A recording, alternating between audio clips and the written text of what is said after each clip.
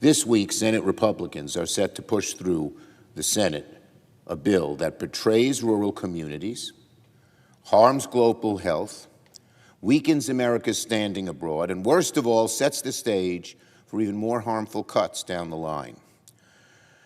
The so-called rescissions package continues the destructive Republican pattern. Cut now, ask questions later. The same thing that's happening with FEMA and the National Weather Service is happening right here. Again, use that chainsaw. Cut, cut, cut. Don't look at what you're cutting, what its effect will be, whether it's waste or whether it's sinew and bone. And then later say, oh, maybe we shouldn't have done that. And you know what, Mr. President? Our Republican senators, most of them, know this is wrong, but they're so afraid of Donald Trump. Yesterday, he threatened any of them who voted against the full rescissions package that we have before us would face his wrath. What is going on here? Does anyone stand up to these horrible, horrible cuts that hurt the American people? Republicans in real time are cutting health care. They're cutting education. They're cutting aid for our veterans. Veterans are not getting, they ask them, the veterans know they're not getting the health care they used to. And making things even worse, Donald Trump's tariffs are coming in at the worst possible time. And in a few short months, they're going to raise the cost of groceries. They're going to hurt small businesses and do untold damage to our economy.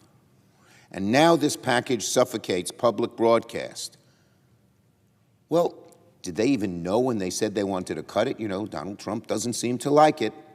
How much it helps our rural communities. It's the only place they can rely on for local news, for weather reports.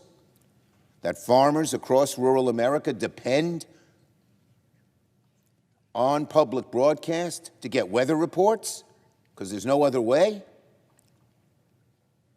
Did they know that it guts international aid that ensures America's national security? Did they even think of the consequences? Just because Donald Trump says he wants it cut, and everyone knows he doesn't know the details of any of this stuff. The rescissions package is certainly troubling, but the pattern behind it is even worse. It sets the stage for even more party-line, devastating cuts in the future, to health care, to education, anything Republicans decide they don't like. All on a party-line vote, all because of obeisance and fear of Donald Trump, not a conviction that he's doing the right thing. This is a dark omen moving forward. Our Republican friends say they fight for the middle class. They say they fight for working people. Then they turn around and take investments away from the middle class in rural America. I urge them not to proceed with this bill as written. Now on health care costs. Republicans' big, ugly betrayal will devastate American health care this year, not many years down the line. Not a few years down the line. It's going to hurt now. There's a growing idea among Republican members of Congress and then the lobbyists who talk to the press all the time that hospitals don't need to worry about the big, ugly bill because there's time to stave off or change the horrible Medicaid cuts Republicans passed and are now running away from. That's garbage. Donald Trump and Republican leaders forced their members to walk the plank and cut Medicaid to the bone. So now they're in damage control mode. They know how bad it is. They want to make their big, ugly bill seem less destructive and seem more palpable, when in reality, it's quite literally a death sentence for rural hospitals and vulnerable Americans. And that death sentence for so many of them is not 2 years away, it's now.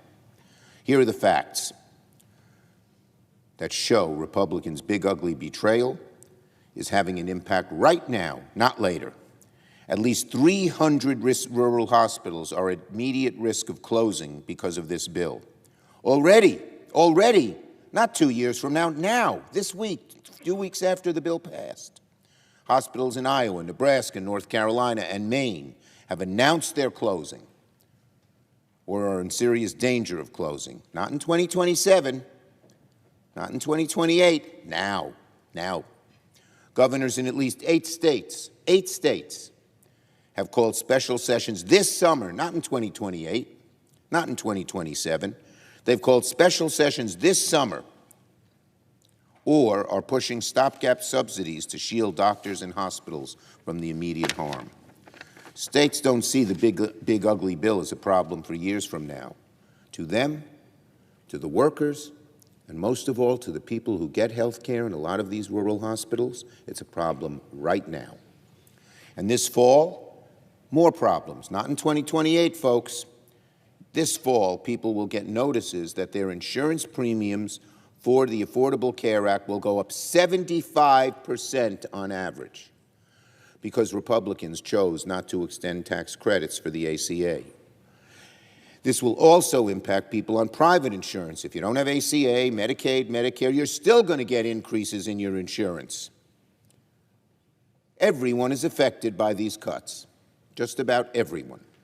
Unless you're one of those billionaires who self-insures, you don't have to have insurance because you've got all the money in the world to pay any medical bill. That's not true of the vast majority of Americans. And what they're doing is just the start. Republicans have made it clear they want even deeper cuts to Medicaid. Many in the House Freedom Caucus, those right-wingers, have said they weren't satisfied with their big, ugly bill. So, who is to say that Donald Trump and Russell Vought won't use rescissions or another reconciliation bill to cut for health care even deeper?